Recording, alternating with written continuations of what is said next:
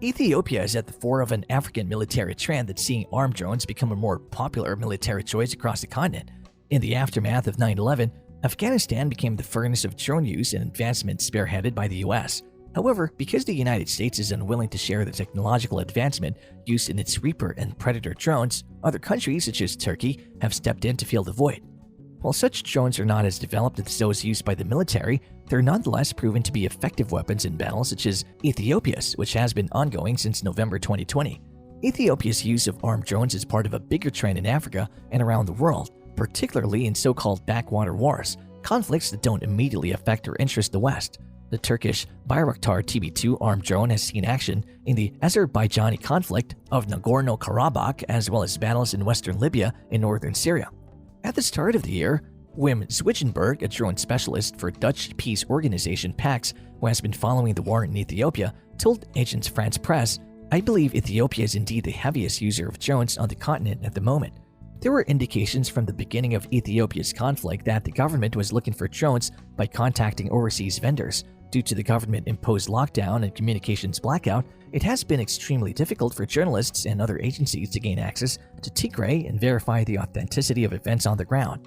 However, photographic evidence and investigations show that the acquisition and use of Chinese, Turkish, UAE, and Iranian drones, both unarmed drones for surveillance and drones carrying weapons, made a significant difference when the Ethiopian government was up against it in November 2021, with the Tigray Defense Forces or TDF progressing within 250 miles of Addis Ababa and the government calling on the capital's residents to flee. According to the reports I have, the first wave of drones was managed by the Emiratis from November to December 2020, and the current wave is partially operated by the Turkish people, says Alex Dewal, director of Tufts University's World Peace Foundation. Unquestionably, the drones have been critical. They were mostly successful in disrupting TDF logistics. The TDF's front lines are supplied by a single tarmac road that runs from Tigray south to the province of Shewa, and during December, about a dozen drones patrolled that road at any given time, shooting at any trucks moving along it, making it almost impossible and dangerous for the TDF to supply its front lines. After an apparent triumph over the TDF in November 2020, the Ethiopian government discovered how difficult it was to retain Tigray, with troops on the ground leading to its withdrawal from the province and the TDF's push south. Armed drones provide the government with a viable alternative, notably considering its small combat aircraft force of 22 for hitting and harassing its adversary while avoiding exposing ground forces in Tigray. When compared to the top-of-the-line Reapers and Predators, the lower technological prowess of drones like the Turkish TB2 can actually be an advantage for cash-strapped nations like Ethiopia. The TB2's low relative cost and reliability allow several to be flown at once and allow for the maintenance of a near-constant existence over the battle space, meaning that surprise tactics by one adversary will be spotted and much less likely to succeed. Al Jazeera reports in its article how armed drones may have helped turn the tide in Ethiopia's war. Other African countries are resorting to drones because of their economic remote warfare capabilities. PAX highlighted the rapid rise of military drones across Africa in its 2021 report, Remote Horizons, the expanding use and proliferation of military drones in Africa. According to the paper, African and foreign states have been engaged in drone operations in at least 20 states in North Africa, the Sahel, and the Horn of Africa during the previous 14 years. According to the PAX report, the growing use has been influenced by both their use in counterterrorism activities for targeted killings and the need for more predicament awareness and information in regular military operations through a range of cameras and sensors fitted to the drones, which also states that the findings demonstrate a pattern of growing drone use and expansion throughout the continent that warrants further public and political debate. Morocco has been one of the most aggressive in developing drone capabilities for its military.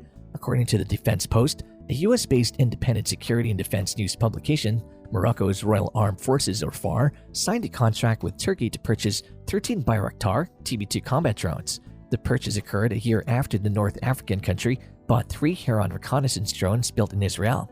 Washington is said to have given its clearance for the delivery of 4 MQ-9B Sea Guardian drones to Morocco in December 2020. Algeria, Tunisia, Libya, Egypt, Mauritania, Mali, Niger, Chad, Nigeria, Cameroon, Djibouti, Somalia, and Sudan are among the African countries that use drones, either armed or for surveillance. When it comes to non-African countries, the United States has drones stationed in Djibouti that are utilized in Yemen and Somalia. According to Foreign Policy Story, shadowy U.S. drone war in Africa is set to expand. It also flies unarmed surveillance drones from facilities in Tunisia and Cameroon. If you've liked what you've seen so far, make sure to subscribe. Italy and Mali, France in Mali, Italy and Libya, and the United Nations in Congo are among the non-African countries that use drones on the continent. Non-state actors and terrorist groups such as Boko Haram, on the other hand, have built their own drones for reconnaissance and surveillance. Such groups, it's said, have plans to weaponize their drones for assaults. Human rights activists, legal experts, UN special rapporteurs, and impacted communities have all expressed concern that the rising use of lethal force with remote weapons like drones could strain legal frameworks and reduce the bar for such force deployment, according to the PAC's research. It's unclear whether drones are superior or worse than traditional aircraft at reducing the risk of killing civilians. The heated debate over these often sinisterly depicted pieces of military equipment ignores the fact that what matters is how the weapon-bearing platform is used in the context of mission objectives, training, rules of engagement or ROE, and compliance with International Law of Armed Conflict or LOAC. In Ethiopia's conflict, this dynamic has been underlined. Will Davison, a senior Ethiopia analyst for the International Crisis Group, says, "There's certainly a very low threshold for what becomes a military target." He cites airstrikes on a hydropower facility, a textile mill, and other sites in Tigray that have resulted in civilian casualties in marketplaces and displaced persons camps. Sifting through the heat of battle and determining the use and effect of air power, particularly determining whether a drone strike or ammunition dropped by a jet caused civilian casualties, is extraordinarily tough, especially in a conflict as hazy as Ethiopia's.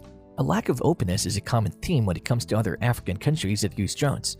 It's concerning that African states that utilize armed drones are covert about their use of drones in intelligence and military operations. The PAC's evaluation concludes, stressing that such secrecy extends to collaboration with non-African states, particularly in counterterrorism operations. Covert drone activities make determining the legality of their use difficult, which stifles arguments on the military use of drones in Africa. None of this is aided by the lack of a clear legal position on the use of armed drones by African nations and the African Union, which is exacerbated by how states have aggressively censored dissident views in the media. According to the research, states' continued secrecy about drone deployments in Africa, as well as press control, impede civil society's ability to participate effectively in a debate about drone warfare in Africa. As remote-controlled drone warfare spreads across Africa, it opens up new opportunities for the arms trade, which, given the large sums of money involved, will almost certainly exacerbate the growth of drones used in Africa. In a January PAC's report about satellite imagery reporting the presence of Turkish drones in Ethiopia, Swijenberg writes that with new arms export contracts for Turkish drones being signaled all over Africa, it is anticipated that the rising deployment of armed drones will soon see an increase in their use as well. All evidence suggests that the increasing availability of inexpensive armed drones for shaping military actions across the continent, coupled with African governments operating independently in their own best interests, is happening at a rate that is outpacing the international and collective African community's ability to moderate and regulate it. The growing popularity and expanding deployment in opaque military operations on the African continent is followed by a general failure to answer international requests for armed drone strikes to be transparent and accountable, both by African and Third World governments, Swijenberg adds. Recent events should necessitate immediate international action to improve legal standards governing the use of lethal force and reconsider arms export controls with the risk assessments surrounding the sale of armed drones, says the report. However, as long as the West, which popularized the use of armed drones in war zones, continues to utilize lethal drones in its wars, it'll have no influence over African and other developing countries' use of these weapons. Do you think Africa will limit their drone production, or will it find any other way? Let's know in the comment section. Watch the video on the screen if you want to know more about India's drone industry. If you enjoyed this video, then please like, share, and subscribe to our channel for more such exciting content.